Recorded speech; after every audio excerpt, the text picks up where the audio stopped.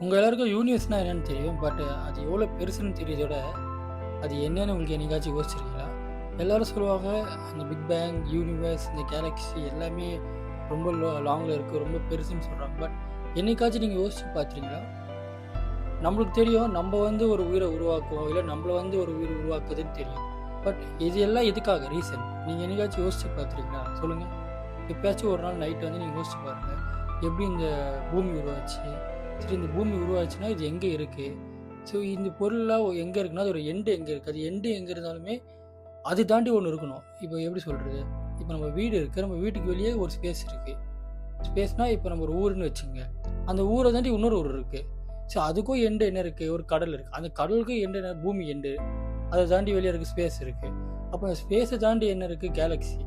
Galaxy தாண்டி யூனிவர்ஸ்ன்னு சொல்றாங்க. அந்த மாரி போயின்னே இருக்குன்னா, எப்ப ஒரு எண்டுன்னு இல்லாம ஒரு எண்டு இருந்துச்சுன்னா, அது ஒரு ஸ்பேஸ்க்குள்ள இருக்கும்.